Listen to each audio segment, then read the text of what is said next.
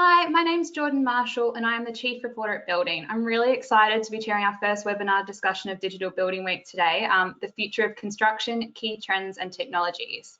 Today, I'm joined by Tim Kay, Senior Digital Manager at Multiplex, Marzia Bolpagni, Senior BIM Advisor at Mace, Dimitri Vernon, Manager for Customer Success at Autodesk Construction Solutions, and Finbar McNeil, Technical Director at Gilbert Ash. Each of our panelists is going to give a brief chat through some key points relating to today's topic before we run a Q&A. Please send through your questions at any point. We're really looking forward to our audience's input today.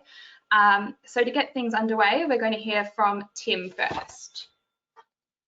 Yep, hello. Sorry, there's just a tech glitch of mine. It will be coming up in 1 second. No worries. There you go. Perfect. Okay, there we go. Yeah, cool. So thanks, guys. Privileged to be here, and thanks for inviting me. So yeah, if you don't know, so my name is Tim Kay. So I'm a Senior Digital Manager at Multiplex, a Tier 1 contractor. I've been here about 4.5 years.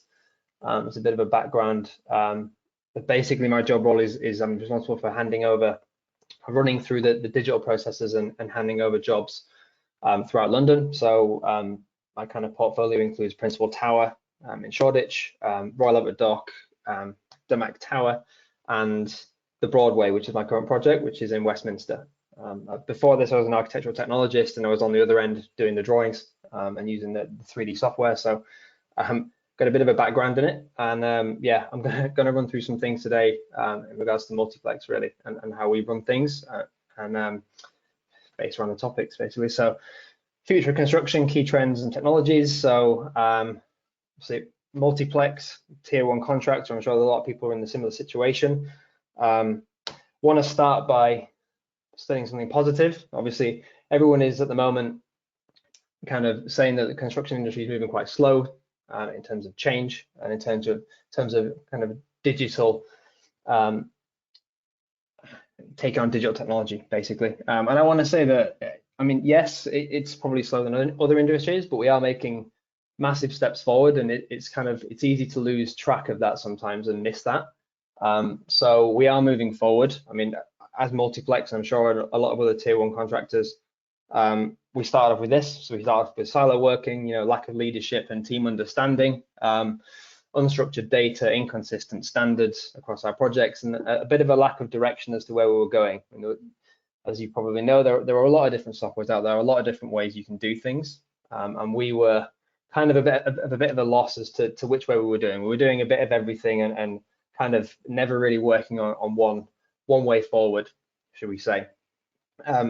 Fast forward 4.5, 5 years from when I started, and it was a bit like that. It's now basically a model first approach on all projects, which is a big undertaking in itself. We've got a standard data set across all projects. We've got a clear model-led package scoping and construction planning model in place, which we again use on all our projects now moving forward, and we've got a clear and simple direction going forward. I want to note that obviously my job role is very much kind of based around the site and the design in general, but this goes far beyond the design and the standard realms of BIM and coordination and that kind of thing. This goes into kind of the commercial softwares, all the on-site softwares, all of the planning softwares. I mean, it goes over the entire project basically. And as Multiplex, we've kind of adopted these things, and we're working with these things through the multiple different disciplines basically. So a bit of an example image, I guess. So this is the virtual mock-up that we did, and all our apartments and all of our fit out for the Broadway and for every other residential job we do is basically we have everything modeled, and the idea is obviously to build it virtually before we go out on site and build it properly. And obviously all of this stuff is all labeled up, and there's consistent standards within that in terms of data and information, so that we can use that for accurate pricing, and we can use it for accurate problem solving, and then obviously accurate planning as well when it comes to the construction physically. So going on a bit more into that, I guess data and Multiplex, a journey. So as I'm sure a lot of other people and a lot of other companies out there, it's a big old topic to talk about, is data. There are a lot of different things in there. a lot of different considerations that you need to go through. And again, I mean, I'll go through the problems, I'll go through the solutions that we've kind of come up with, and then what it's ended up looking like, essentially. So we'll go through the problems. First one would be overly complex, unclear data requirements. So what I mean by that is, obviously, we were like, yeah, data, great. Let's get some data in there, right? Okay, this is all the stuff that we want, right? Let's just shove everything into the model. Let's shove everything into our planning softwares. Let's shove everything in. Okay, right. Okay, great. We've got all of this information, right? What do we do with it? Oh, right. We're a bit stuck here. Nothing's the same.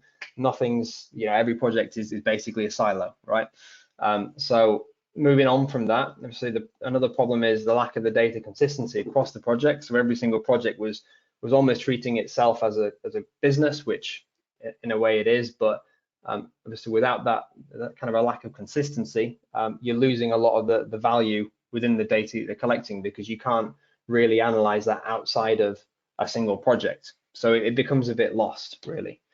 And again, bigger picture, we hadn't really prioritized how we could use this data for a better outcome in the future. So we didn't really have any idea where we were going with it. We were collecting it, and we were trying to use it on a project by project basis, trying to make decisions from it. But ultimately, at the end of that project, it would get lost, and we would never really be able to use it again. So these are the problems we were finding back in the day. Solutions were quite recently. We've kind of worked a lot on data. It's been a big part and a big focus of the company in general, to be honest, as of recent. So first one is reduce. So rather than grabbing every single piece of data we can possibly find and add into all of our different softwares and basically our different tools, we've reduced it. So we've gone to a very small but very concise set of information requirements, particularly with models, but also I'll come on to other bits, but essentially it's a reduction in the amount of information we receive, but all of that information is much more important to how we run the business and how we actually make decisions. So moving on again, so we've got standardized, so all our projects have the same core data requirements now. So instead of asking for different pieces of information and asking for different locations, for example, everything now is standardized across all our projects, so that I think we have about 5 key pieces of information within the model that we need, which will allow us to properly assign a package for that, assign what it is, assign who's responsible for looking after it, and which project it's assigned to. So rather than trying to go big and get thousands and thousands of lines of different pieces of information for one object, we've gone back to the basics. And I think from the basics, we can start working that back up to get what we need to at the end. But if you start trying to go too complicated before you get the basics right, it becomes a bit of a mess, to be honest. Last one is keep consistent. So that's a big one that people miss out on is consistency. So whilst you're collecting the same data, if it's not consistently formatted and consistently named, you're still gonna lose out on that anyway, because you're not really gonna have, if you call one subcontractor one thing on one job and another one another job, even though it's the same subcontractor, it's not going to work out very well. Same with package codes, same with, you got a different uniclass classification for different objects, etc. It's not going to work. So the main message there is we've kept it consistent, and we've made sure that everything through our business is consistent across all different disciplines and all different projects. It's the outcome.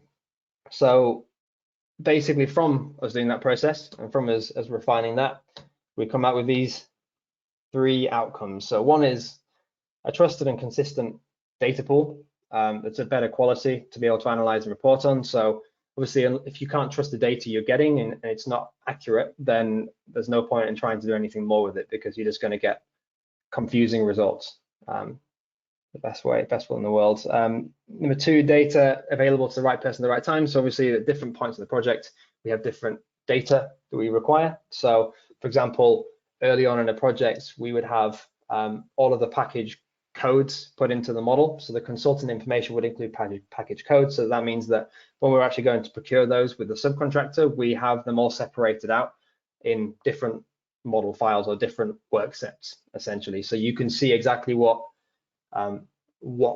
geometry is in a certain package of work. So we can accurately price that work, and we can see what interfaces with it, we can see what potential issues we've got with it, etc. And that's just one way of making sure that we have the data available at the right time. That's for procurement. At the end of the job, obviously, we've got a lot more information requirements for the client. So at that point, they will have the right information available to them. And 3 is a base on which to expand, refine, and develop. So as I said before, if you don't have the basics right in the first place, and you don't have the small pieces of critical information, then you're never going to be able to get anything more, basically. So very simply, I mean, a couple of images there, you can kind of see what it's come out with. It's a Power BI dashboard, essentially, that we've ended up getting. But obviously that includes every single discipline and every single project across the entire Multiplex portfolio, and all of the naming standards and all of the information within there is standardized. So it's very easy to go between different projects and check out different pieces of information, and they're all very, very similar. That makes sense. So the upshot of that is what we actually do as a company right now in regards to data. So one, standardized project dashboards and KPIs with all of that available to all of the different employees and all the different disciplines. So basically, we've got all the different disciplines within a dashboard for a project, and then obviously you can filter down into the different relevant information, or you can filter up back into the entire company. So essentially, you can see a lot of the different information throughout the company, and anyone can see that in terms of an employee. So anyone has access to that information at any one time, and it's all standardized, so it's very easy to kind of navigate around. We can now mitigate common project issues through the use of data. So a big one of that is essentially, you have a problem on site, and you've got a problem with maybe a subcontractor, or there's a design issue on site, or that there's a leak somewhere, and it's a certain fitting that caused the leak. Obviously, through capturing all of this information and having the information, the data formatted correctly and available to everyone, we can go, okay, you're using this type of fitting on this project. Well, hang on, we've got it on this project as well. We've got a problem. Okay, fine. How do we solve the problem? Or we can change the fitting to something else. We can look at a different installation method to make sure that we capture that. Basically, all that is available through these dashboards and through this information.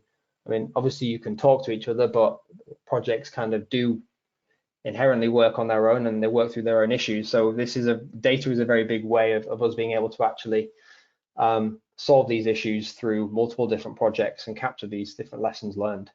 And data-backed project package procurement, I've talked a little bit about already. We actually use this data now to be able to procure packages, and obviously through capturing of this data in terms of program and key concerns, key issues, we can then accurately tender future projects because we know what we've dealt with before, so we know what is realistic in terms of a time frame. So a couple of images there about package scoping. That's the packages scoped out for different package codes, basically. So for example, a raised access floor will be a certain package code that is put into a model, and that is consistent across all our projects. And then obviously that's color coded, so we can see exactly where that package applies around the job and what it interfaces with, essentially. It's a bit of a side piece, really, on this. So capturing all this data, I'm talking about data and going on about things. I want to touch on construction data and wisdom. I say wisdom loosely. Basically, what I'm talking about is people who are in the construction industry and are very knowledgeable people, but are not necessarily digitally kind of led in terms of a mindset, shall we say. So with all this construction data, capture and development, how do we stop construction wisdom being lost? I think the biggest thing for me on this one is obviously working on site, we get a lot of this. We need to use the digital tools to be able to enable people who don't necessarily think digitally to get involved with the process, because obviously it's the future and it's the way things are going. We just need to make sure that they're not getting left behind. So I've come up with some points to consider, really, in terms of digital tools in general. Number one is user experience and user interface is more important than we think. And what I mean by that is I see a lot of softwares out there that can do a lot of different great things, really great things, but a lot of them are not that intuitive to learn. And I've noticed with people who don't necessarily have a very, very inherent knowledge of digital tools, they struggle with it. And as soon as they can't use it for 5 minutes, you've lost them. essentially. So I think going forward in terms of digital tools and being able to capture and use this as a way forward, we need to be able to think about the user experience and really focus on being able to give a very simple approach to using this to be able to make sure everyone can be using it properly. Interoperable and flexible tools. So obviously interoperability is key, and I'm sure others will go on about that after me. But basically, tools need to be flexible. Everyone's going to have slightly different requirements. There's going to be slightly different changes needed. Not one size fits all. You're going to need to be a flexible tool to be able to actually survive, really. And interoperability is key because obviously, even just the way we use the data, right? We need an open API at the back to be able to get this data out into a different platform. So interoperability of different tools from different manufacturers in particular as well, and suppliers, should I say, is a big one. A bit of a one for me, less acronyms and more simplicity. So obviously digital technology in general, BIM, and the world around it is heavily based on acronyms, and acronyms are fine if you're in the industry of BIM, but outside of that, you get a bit lost. And I think we need to take it back to basics a little bit, much like the data that we've done at Multiplex and the process we've followed, to try and encourage more people to get involved with it and try and make it less scary for people to get involved with. That's improving, don't get me wrong. It's not as though it's not there. It just needs to be in the back of our minds all the time, I think, to make sure that we are making it as simple and easy to understand as possible, because it's not as complicated as we make it out to be, really. And the last one is learn from the current leaders. So the non-digital construction leaders out there, which I'm sure there are a lot of, they have so much knowledge that I take for granted every day, and I'm sure a lot of other people do as well, because they're not in this BIM world. And it's just kind of take a step back and go, they have a lot of information or a lot of learning and wisdom there that we can actually exploit to further improve the construction industry and further improve how we deliver digitally moving forward. And if we can involve them as much as we possibly can, then the better we're going to be moving forward, because there's a lot we can learn from them. Finally, before I leave you guys and someone else presents, basically I want to ask some questions. I mean, they're pretty open questions, and it'd be interesting to hear what the other panelists have to say about them, to be honest, because they're questions kind of at the forefront of my mind. So can we as an industry follow the kind of reduce, standardize, make consistent approach, which is the approach that I've kind of explained that what Multiplex has done in terms of data across all disciplines to improve the data quality for all? So that's as an industry, can we kind of scale back what we're asking from people to actually help us going forward in improving the quality of the information we're getting? Second, can we develop a standard core data set that serves clients, contractors, and subcontractors at the same time to limit wasted time and costs? I know for me at least, there's a lot of information that is being asked of subcontractors and a lot that has been asked from clients to us that don't necessarily really correlate to useful information. So it's kind of honing that down and going, can we make some kind of a data set there that allows all of us to get the information we need without, spending extra amounts of time on it to try and make that work, especially with the building safety bill coming in. Is there a chance for reform at this point, and is there a chance for us to bring something in along with that to kind of help us along that process? And last one is, can the creation of standard data sets push our industry to be more transparent and aid in solving common problems? I know that tier ones at least have, I guess, worked quite siloed and quite kind of secretively is the wrong word, but they kind of kept to themselves. And obviously that's great and that helps each of them. But I think as an industry going forward, there's a lot of potential problems with program with just, we've got overly complex projects or very complex projects, should I say. And I want to make sure, I'm sure everyone else does, that we can actually build these projects, and when we're not wasting money, we're not wasting time, we're not under delivering or underperforming. And I think as an industry, we can improve on that. And I think if we're more transparent and we're more kind of helping of each other, then I think we can make a good road in, basically, to the future. So that's basically it from me. I will mute myself and come back for the questions at the end. Thanks. Brilliant. Thanks, Tim. That was a really comprehensive start to our discussion today. Next, we are going to hear from Marzia. Good morning, everyone. Hope that you can see my screen. So, good morning again. So, I'm Marzia Bolpagni. I work for Mace, a construction and consultancy company working at a global scale, and I'm responsible for building information modeling, helping governmental clients in UK, but also private clients in different sectors from transport, aviation, pharmaceutical. I'm part of the consultancy, part of the business, and also working with my colleagues on implementing digital solution and methodology within the company. So for all of you that maybe you are not familiar with Mace, Mace, as I say, is a global company. Our vision is to be the industry leader in shaping the cities and building sustainable communities. And also you can see later on during my presentation how we implement the technology is really to achieve our vision. And also our mission is always to find a better way of doing things. And this is our, in our DNA.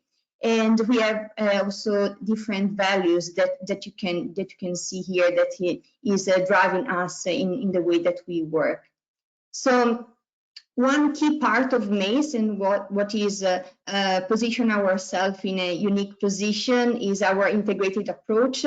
So we cover the entire life cycle. And this is also important in the way how we select and we apply the technology, because we invest, we consult, we construct, and we operate. So really covering the entire life cycle, from the early start until the operation and maintenance and the end of life of our assets. So what is how we apply the technology and how we see the trends that we are implementing is not just doing things better. So is the way that we use technology, we tend to apply the advanced technology to current processes and to all the methodologies. But what we do, and also in particular all the innovation team that is working at Mace, that is led by MathGov, is really to drive the implementation in doing better things. So it's really to change the mentality, and is helping us to deliver a better solution in the way that we work. One key things that we are doing is to promote an industrialized approach. The UK government in particular has been investing billions in this direction. As we know, we are in a situation when we need to modernize or die, and we see in the industrialization approach and Industry 4.0 the way to move forward. So you can see here some images of our construction part of the business, and we are moving from construction to production. This is one key trend in Mace. We've been starting this journey in the past years, and we have been delivering iconic project with this approach. And this is not just at construction side, but is forcing us to work with the supply chain, and really early on with the design team in rethinking how we needed to deliver our project using in particular a platform design for manufacture approach. So here you can see how this approach, moving from construction to production, is really driving the implementation of technology. And the use of information models and a standardized approach is also team was mentioning before, is really keen to achieve these outcomes. So if we want to improve our productivity on site, it's really important to rethink and to find, a standardized approach to deliver that. So here you can see how different components and sub-assembly has been standardized. That enable us to reduce 80% of labor, and for using these pre-assemblies component, in particular for the MEP parts, and to reduce the use of material and waste. And also this approach of using modular help us to improve by the 83% our productivity on site. So it's really a great achievement. And this is also giving benefits for our clients, so they can have more space and more areas for them, and we reduce the impact that we are using on the ground floor, and to use the other space for the public good. And we are using different kind of technology to monitor the progress. Here you can see an example of one of our projects to monitor with the building information model what is planned versus what is on site, and to understand and to be able to control our project better thanks to the use of technology. Another example is the use of 360 images and reproduction on our site, and to understand what has been installed. And this is stored in cloud, and then we can have weekly reports, and also help us to monitor our supply chain. Here you can see an example of what was planned and the actual progress. So everything is data driven. So really the power of having a data driven approach that is enabling us to have making more informed the decision.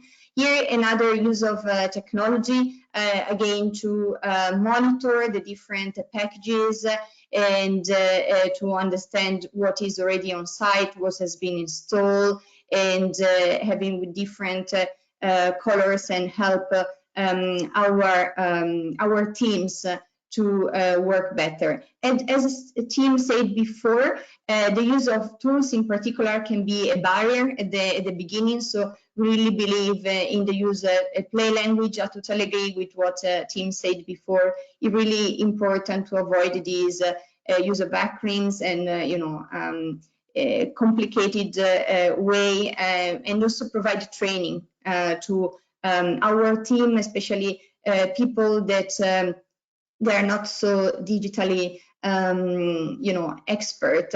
So work together with them, and to train as well also our supply chain, because the use of tools can be a barrier that, if it's not implemented in the right way, it is not integrated with the processes. So here you can see the benefits that we had in introducing this construction to production approach, and is also helping us to drive our commitment to sustainability that we will see also later on. Another part of the way that we use technology is not just to think as an organization, but as an industry. So Maze as a company, in particular our CEO, also during the pandemic that we are living, has been working together with other companies in UK, in particular through the construction leadership concept, and implementing a roadmap for their recovery. And you can see here the digitalization is one of the key aspects for our sector, but it's really important this collaborative approach and thinks about a sector and not just a singular organization. Is the way where really we can drive the best results.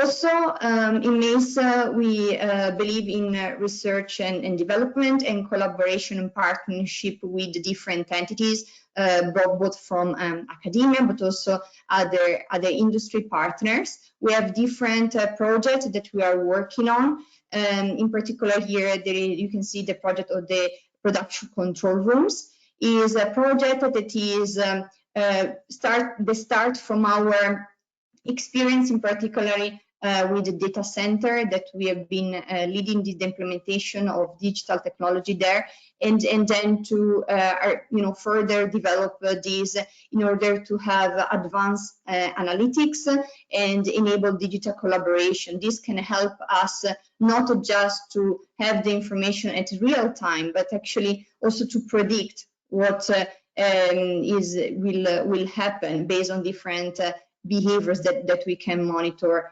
on site. We have also other projects, in particular the reusable net zero carbon structure, how we can have reusable components, in particular on the slabs, and also off-site acceleration for the small medium enterprises. So these are projects that has been funded and co-funded by Innovate UK, and MEIS is contributing to those projects.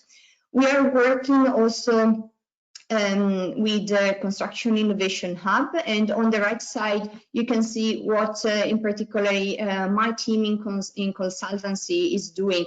We really help clients to specify their requirements. As also been said before, it's really important to define what is needed. So because then it's not about having a lot of data, but to have the data that is key to make the information during the entire life cycle.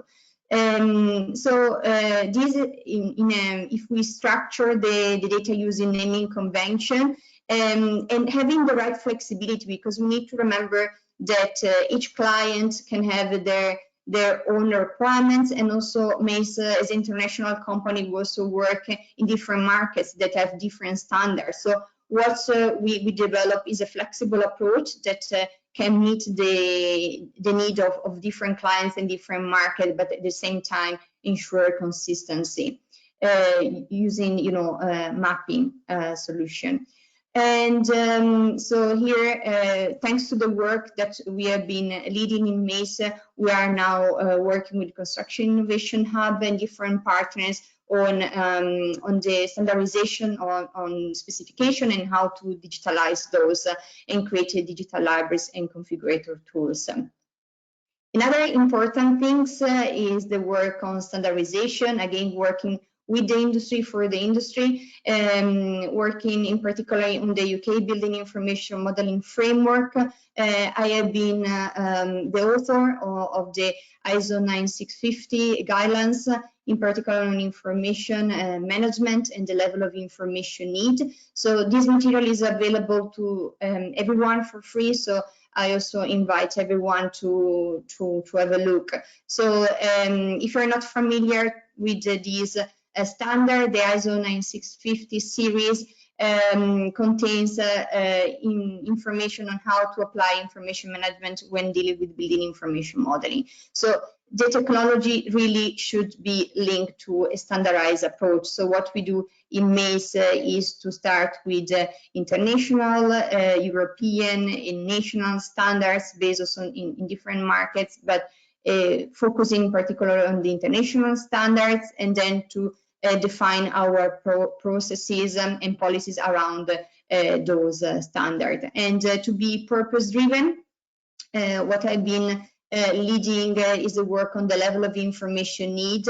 So define why you need information, and then to provide, to specify and provide the right information to the right people at the right times. So it seems obvious, but actually what we have at the moment, we have a very rich information model, but actually they're not fit for purpose. So during construction, for example, it happens still, unfortunately, often that people need to remodel things because what they have has not been created for the purpose that they want. So what we do in MEIS is really to drive this efficiency and to define the information that is required for the actual purposes. and to have this flexible approach and to manage information in a digital way. So the last part is related to the sustainabilities. As we said at the beginning, MEIS really believe in shaping cities and create sustainable communities. As we know, our sector is responsible for the impact that we have in our planet in the climate change. So what we work is really working on being carbon neutral by 2022. So MEIS is committed to this goal, and we start this process again with clear information requirements. So which are the information that we need in order to then be able to use digital models and processes. So the definition of requirements is really the first step. So then when there is the production phase, is easier then to extract and to do data analytics and compare different solutions. So in order to summarize, what is really key for us is to combine the different phases and to have this integrated approach on the way that we implement technology to support big challenges that we are facing, in particular the climate change one. So this is everything from me. So I'm really looking forward also to hear from the other speakers today and then to continue our discussion during the panel. Thank you. Thank you so much, Marzia. I really appreciate that. That was very insightful. Next, we're going to hear from Dimitri, who should have access to share his screen right now.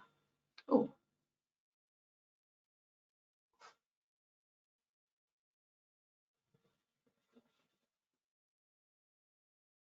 Yep, I hope everybody can see my screen. So, good morning, everybody. Thanks for joining. My name is Dimitri Vernon, and I lead one of our construction customer success teams here at Autodesk. And today I'd like to talk about the business case for digitalization and how we can pinpoint the commercial incentive for the sector to go digital. So, the challenges our industry faces are well documented, and on the face of it, the business case for digitalization should actually write itself. I'm going to spare you the lecture of going into all these issues. The only thing that I would like to add to this is that while Construction News reports that the average profit across the top 100 UK main contractors stood at 1.5%, only 3 construction companies make the top 1,000 global R&D spenders. So while Tim is accurate in saying that change is coming and investment in digital construction is on the up, construction still remains one of the least digitized and least productive industries in our global economy. So perhaps the benefits aren't as immediate and obvious as they might appear to be. So first, I'd like to get started by making the clear and important distinction between digitization and digitalization. So this is maybe something that Marzia also touched upon. Digitization or doing things better is the aspect of moving from analog processes, such as handwritten checklists or printed drawings, into digital formats. Now, it's pretty simple and straightforward, but that's actually the important first step of any digital transformation. Now, digitalization, on the other hand, is using data to drive change in how work gets done, to really transform how we operate. And this means creating opportunities for organizations to optimize their work and their business models through automation and predictive analytics. And the key component here is how you use, create, and effectively use the data, which is the new gold or the new oil, depending on which idiom works best for you. But so why is this important, right? We're leveraging data across all levels of construction, right down from individual projects right through to industry level. provides better visibility and predictability for our industry leaders. And here at Autodesk, Olivier Lepinoy talked about how digitalization and the accessibility of data is going to lead to construction adopting new business models, platform business models, something akin to what we see in software and technology industries today. And indeed, Marzia showed us a nice example of this with Mason and their offsite manufacturing capabilities. And now, so, you know, there is still a long way to go, but many are starting to prioritize that investment in technology to facilitate data-driven decision-making. Now, recently, Autodesk engaged IDC Research, and who surveyed 835 construction professionals worldwide to explore the impact and opportunity of digital transformation on the sector.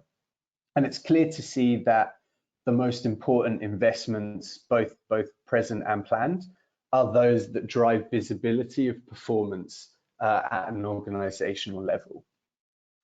So there's a business author called Geoffrey Moore. He's famous for books such as Crossing the Chasm and Zone to Win. And he states that technologies such as ERP and CRM are systems of record, and they drive visibility of performance at an organizational level.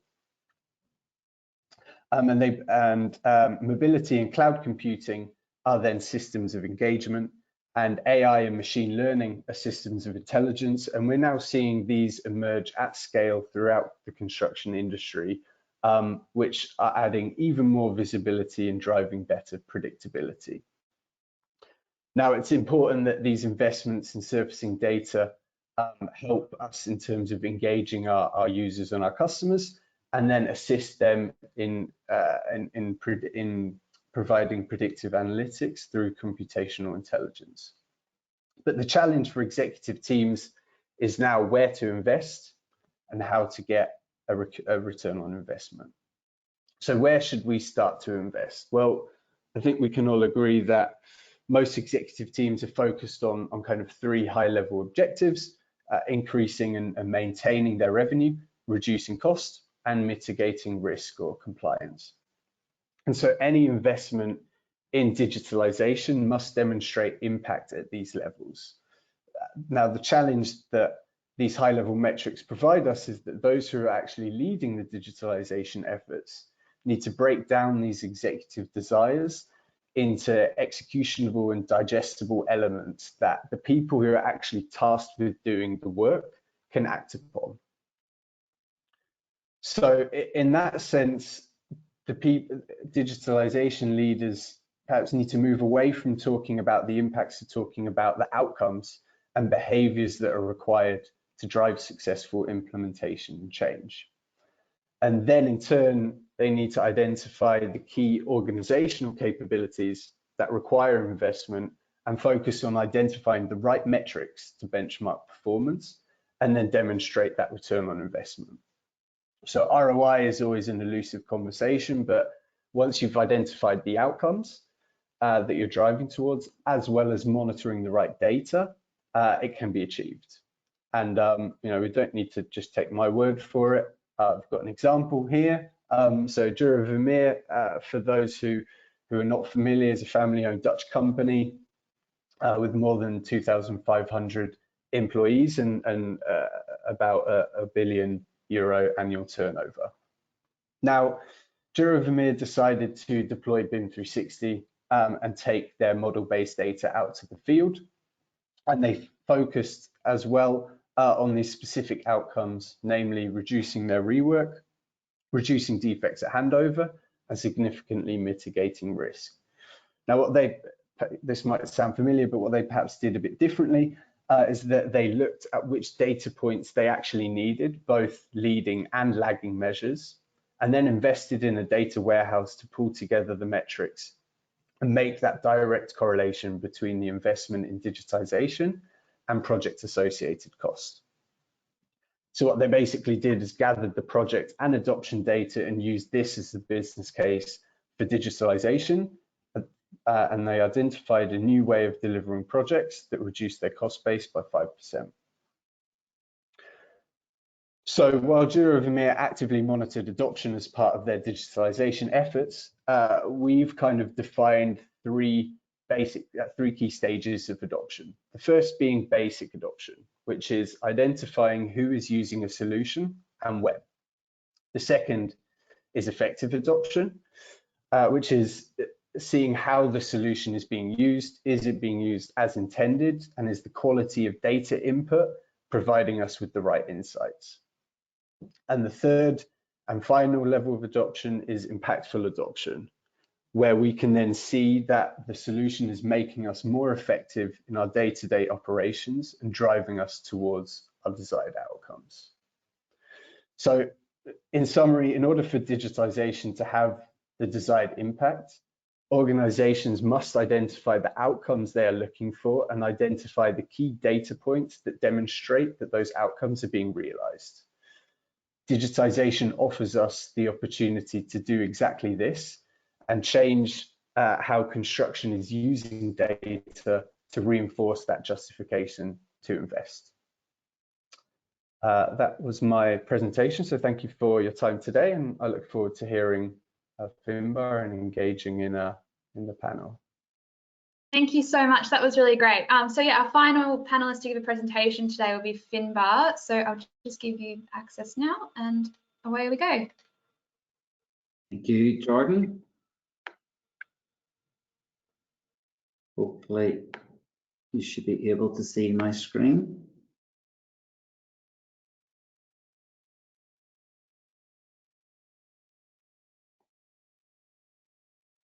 That's all good. Okay. Well, thank you. Some great observations from and insights from our previous speakers. I think it's very encouraging to see that there's a broad commonality across our speakers, myself included.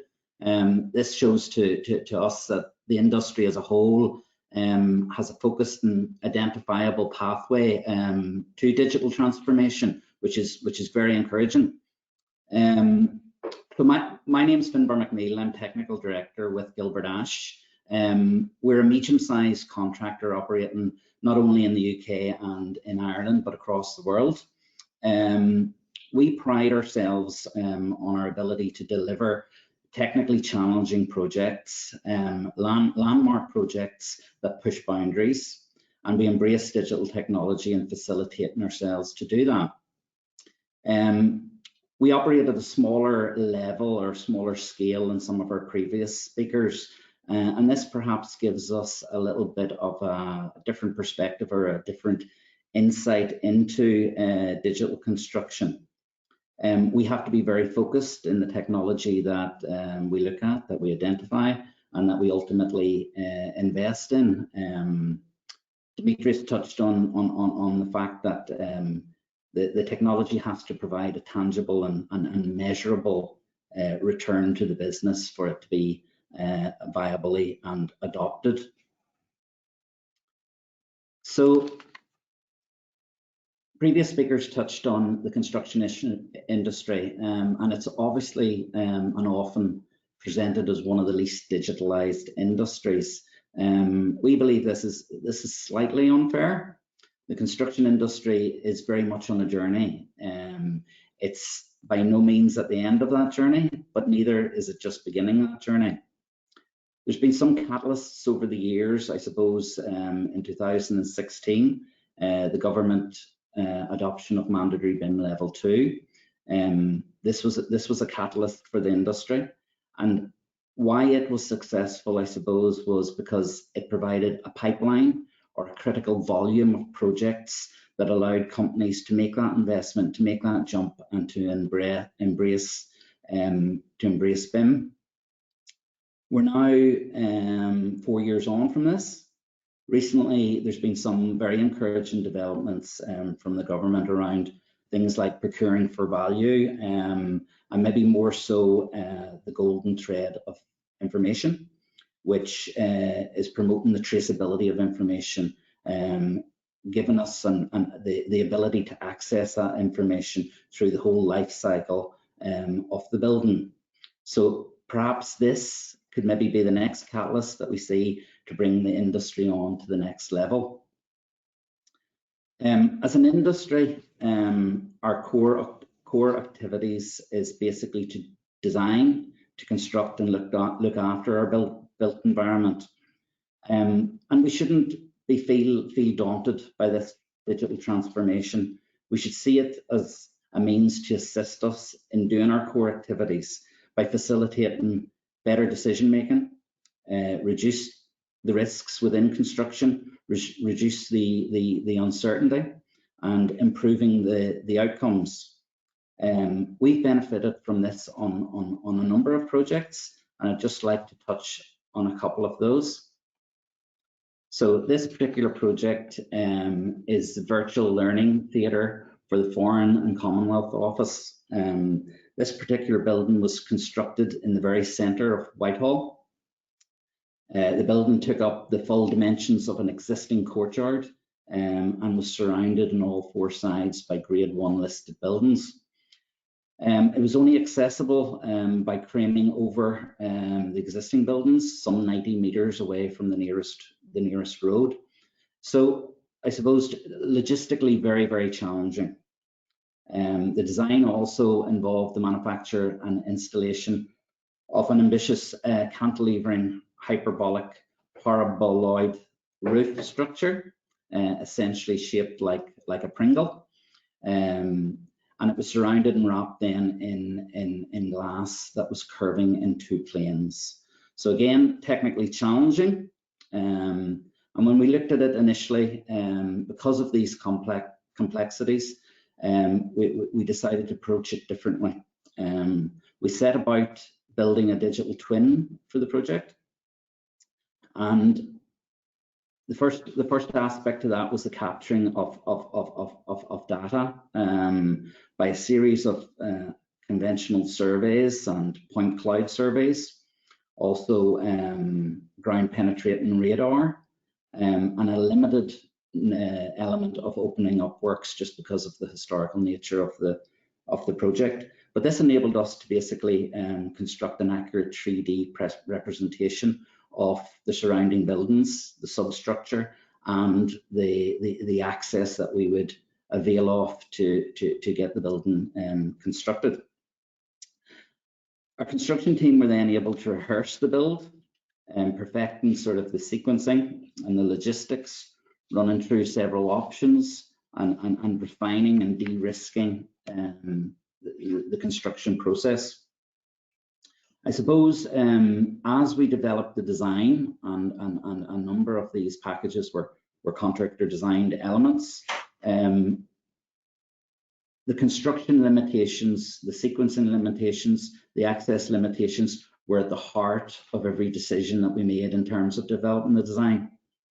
The digital twin was fluid.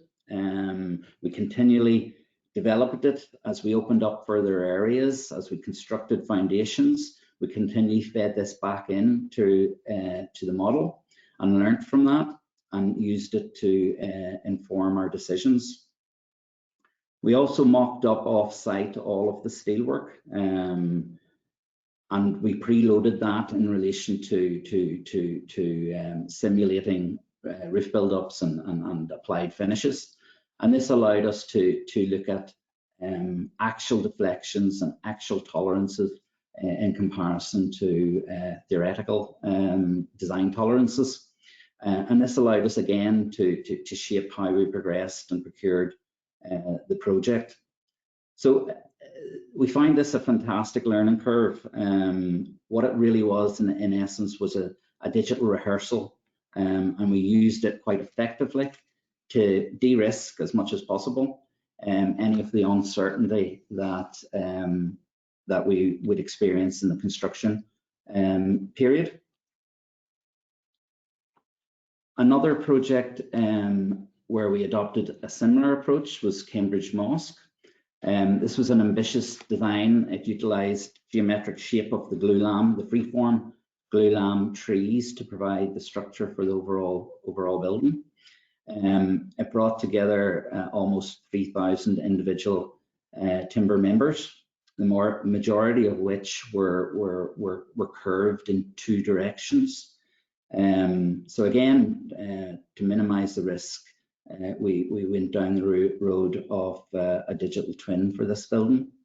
And this allowed us to coordinate all of the work packages, to collaborate across interfaces, tolerances, movements.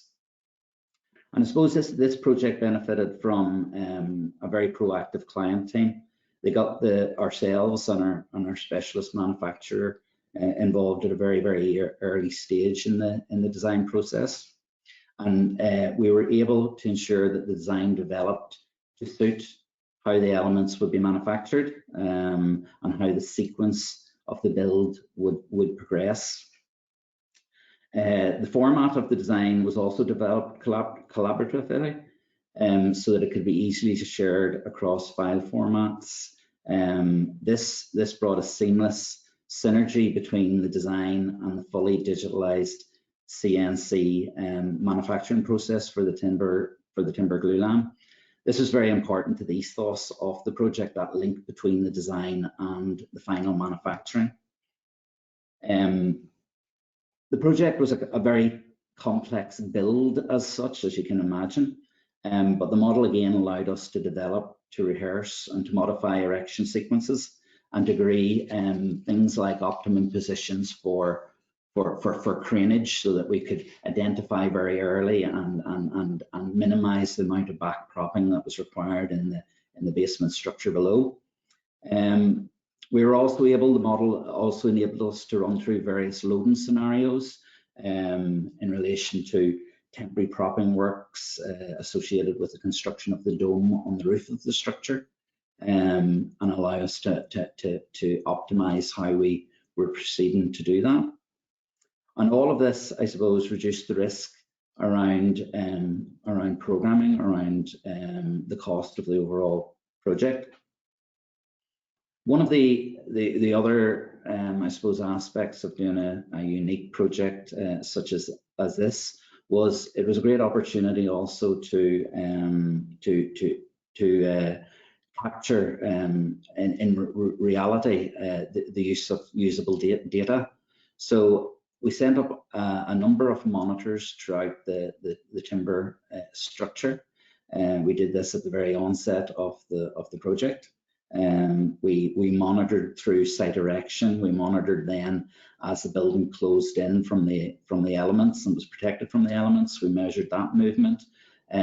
We also measured then when the dead loading from the roof and the internal finishes came on, again through bringing up the heating and seeing how that affected the frame, right through to the first use and to the first prayer services. And this information was very useful for us, very useful for us, but also for our supplier and to some academics that were involved in the project. And hopefully this can be used in relation to future designs of this nature.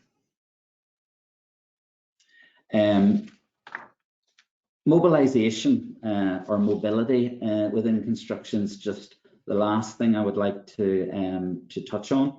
It's a trend that we're all witnessing at present in relation to even this presentation that we're doing. Obviously, these are becoming more the norm, doing it in different platforms digitally. And the cloud-based platforms are allowing us to access to information on our kitchen tables that we without having to go to our offices. So I suppose in relation to the current pandemic, this possibly could be a catalyst for greater mobility within the industry. Some of the things that we're seeing at the moment, we're doing a full modular hotel build for Citizen M at the moment, and we've recently undertook a full digital quality inspection of the rooms as they're being built, manufactured in mainland Europe. And this was done by having one screen open with the digital model, navigating around that simultaneously with another screen with digital feedback from the factory around the actual quality control sample room. And this was accessed by a number of people across a number of organizations and worked very, very successfully. We're also seeing on-site progression where we're able to digitally and remotely sign off building control final inspections of buildings using digital technology, doing planning reviews of samples and material samples on site. And these are all things that as little as 6, 7, 8 months ago, we wouldn't have thought were at all possible. But these are all very welcome developments, and with it, there's many benefits that go to the businesses. From a health and safety point of view, there's less people on site. There's improved time management and work-life balance for our staff. And then there's the commercial and the sustainability benefits in relation to less flights and trains journeys. So to summarize, I think we're at a juncture. We're within the journey in terms of digital transformation. We're excited about that. We've embraced that, and we're very much looking forward to the next part of that. So thank you, and we look forward to some questions. Hi there. Thanks so much for that, Finbar. That was great. We've got lots of excellent questions rolling in. Because of how great our presentations have been this morning, we've already hit the end of when we said we were going to run to. We're going to push ahead with some questions, but just if anybody watching does have to leave, this will be available on demand as soon as we wrap up here. So if you want to listen to the Q&A but have to leave, that will be available within minutes of us wrapping up today. So I'll start with some questions from the audience, I think. So one of the questions was, you know, obviously all this data collection, these different tools, it's a new way of working for lots of people. So what are some of the challenges you have educating staff, and how do you overcome them? That question came in while Marzia was speaking. So maybe if I get you to pick it up first, if that's okay, Marzia? Yeah, sure. So thank you for the question. Really is what I really believe is that, you know, in general, building information modeling, but in general, innovation should be for everyone, not just for experts. So in Maze really believe in training and to make it this accessible to everyone. As also Tim said at the beginning, one of the key things is really to use play language, you know, trying to avoid all the different acronyms and the different terms. For example, we have different information requirements, the organizational information requirements, exchange information requirements, and so on. How to explain to people that maybe they never heard about that. So use, you know, something that is you know, close to them. For example, a digital brief explaining, you know, that at the beginning, for example, or how to explain the BIM execution plan. You know, there is already the project execution plan, which is the difference with when we have a building a BIM execution plan. Show real case examples, you know, show images is really important, you know, to you know, not just speak about theory, that of course is important, but then to provide example, and then also to do hands-on. So we know that is, you know, we will learn more when we start doing things. So you know, to start doing pilots and work together. You know, we are working also sort of digital academy where people can, you know, work together, people that are more senior and that are more maybe expert in digital, so how to work together. What I noticed, and then I finish this part, is really that people, they struggle to image. So they cannot even think about the possibility that we have today in implemented, you know, digital technology and processes. So my role in the company is to help those people, to show them what is possible. And then is unbelievable how those people that maybe they have more experience than I do in the industry, then they come back to myself and my team and ask them, Marcia, can you write a script for me? You know, can you, you know, create an automatic process in order to calculate things to monitor things, to visualize things. So that is where they understand it is possible to do things. So it's really important to start with the basics and to explain what is possible today. Great. Does anyone have anything to follow on from that point? I think I would just add, basically, I mean, as part of my presentation, that the big thing I think is to keep things easy to use. So especially for digital tools and software on site, it's you lose people so quickly if it's a little bit complicated to use or a little bit unintuitive. So that's a big part, I think, is keeping software quite simple, quite easy to understand, and quite easy to navigate. The other piece as well is just keeping your project standardized. I kind of said it again, but if you keep all your projects standard and your software standard company-wide and it's the same process, obviously it still takes a bit of learning and a bit of I guess trial and error, but eventually you're going to end up with a software and a setup that people will learn once and they'll be able to take with them. So as they move around the company and they go on the next projects and they carry on, it's the same process. So it's essentially like educating people once rather than having to re-educate them every single time they try and use a different piece of software or they try and go on a different project. So I would agree with that. I think I'm probably the oldest delegate on the panel, and in relation to keeping things undaunting, in relation to making it simple, there's a great wealth of experience out within the construction industry, from trade-based people, foremen, site supervisors, and we've got to embrace that. We've got to reach out to that in terms of the digital transformation. I think Tim touched on that earlier.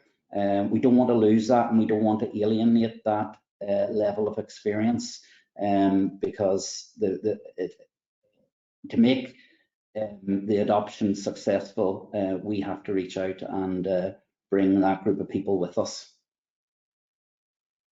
Perfect. I suppose picking up off the back of that point, we've also had a question through about the main hurdles when introducing technology to site teams specifically. Are they the same, or do you think there's unique challenges with that workplace? Dimitri, if you want to jump in there. Yeah, I think if I can jump in here, considering that it's what myself and the team do day in, day out. I think that here the key aspect is that you need to be really intentional about the benefits that this digital tool is providing.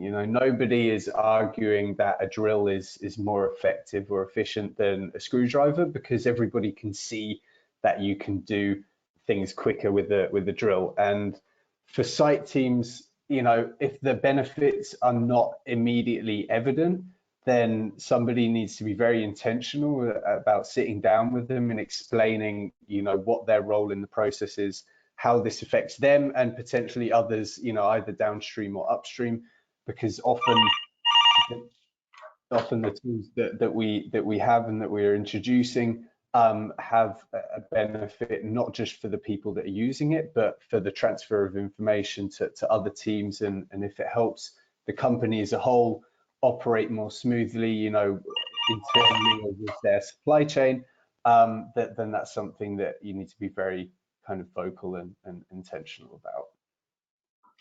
That makes complete sense. Does anyone else have any addition to that they would like to make? No? Okay, well, we're all good on that point. We have one question that I actually think would be quite a nice way for us to wrap this up, because I would like to get all of your views on this point. We might do a quick whip around.